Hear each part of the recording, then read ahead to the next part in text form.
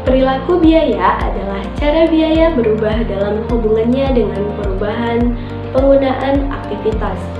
Perilaku biaya merupakan hal yang penting dalam pengambilan keputusan, estimasi biaya di masa yang akan datang, dan evaluasi terhadap pelaksanaan di masa lalu.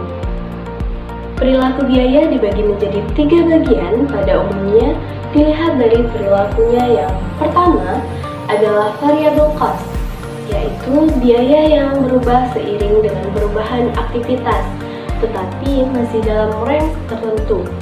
Contohnya seperti biaya bahan baku.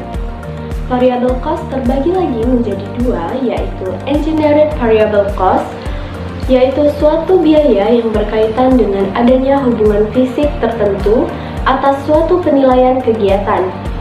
Umumnya, seluruh biaya variabel ini termasuk engineered cost, sehingga biaya ini harus berubah sesuai dengan masukan ataupun pengeluarannya, seperti pemakaian bahan baku.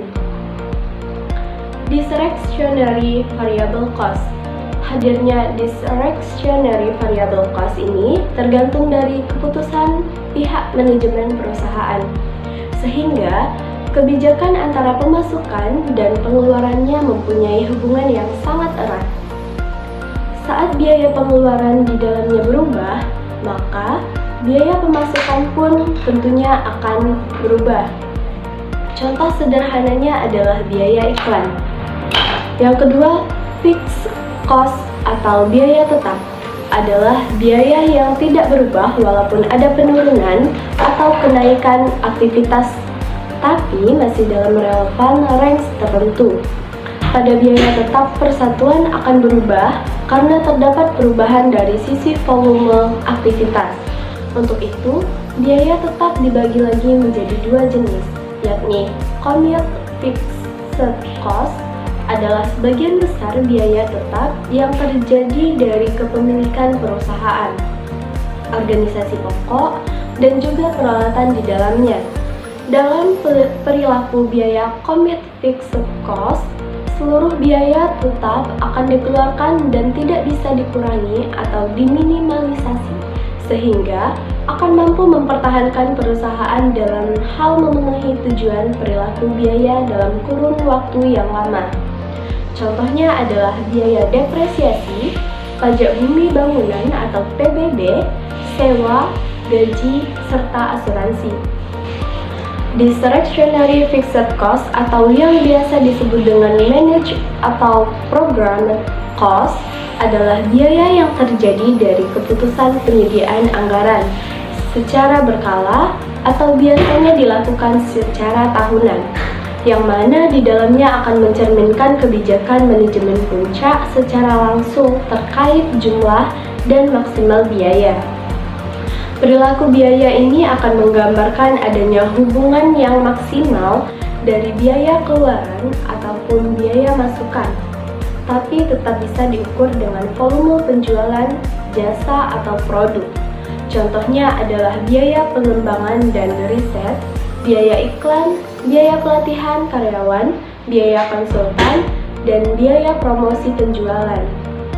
Ketiga adalah semi-variable cost, yaitu biaya yang memiliki karakteristik variabel dan fixed cost, yang mana dalam biaya semi-variabel ini terdapat biaya tetap yang tergolong berbagai jumlah biaya minimal untuk penyediaan jasa.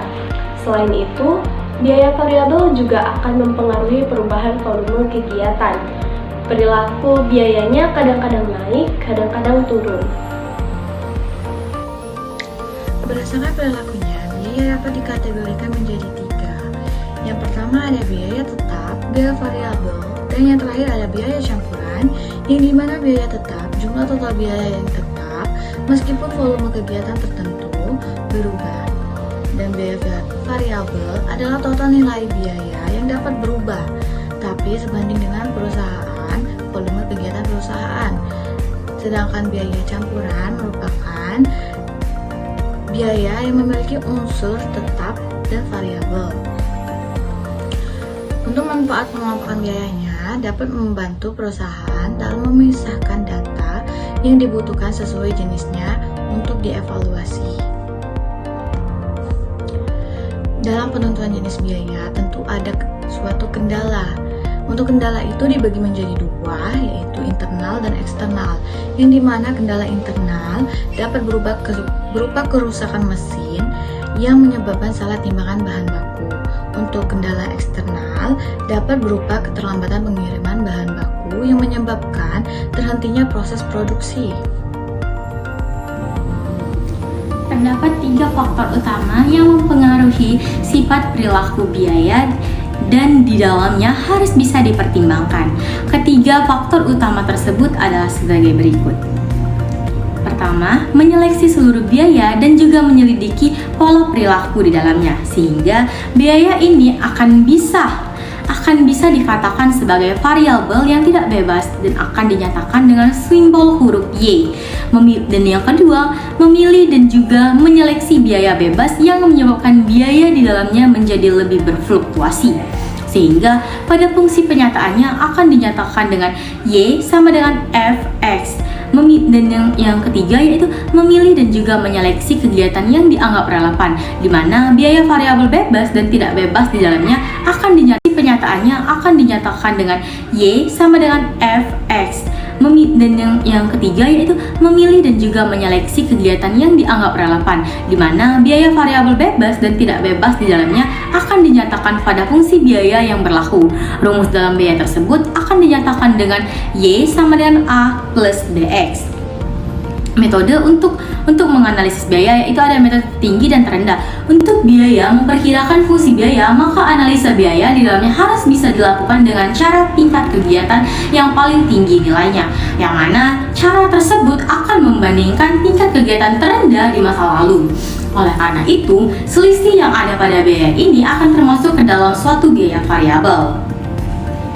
Yang kedua, metode biaya berjaga. Metode yang dilakukan dalam hal ini akan memanfaatkan perhitungan pada biaya yang tetap harus dikeluarkan meskipun perusahaan tutup untuk sementara waktu, namun produknya disamakan dengan nol atau tidak ada sama sekali.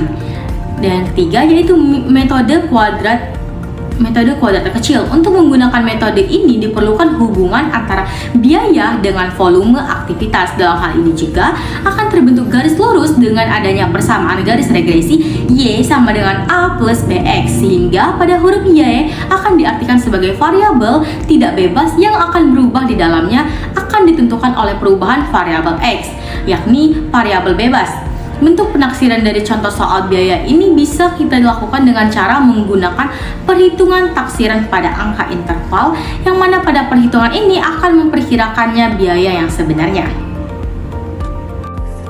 Implikasi perilaku biaya dalam perencanaan dan pengendalian adalah membantu memperkirakan anggaran, mengendalikan biaya, mendukung pengambilan keputusan, mengevaluasi kinerja, serta mengintegrasi risiko keuangan.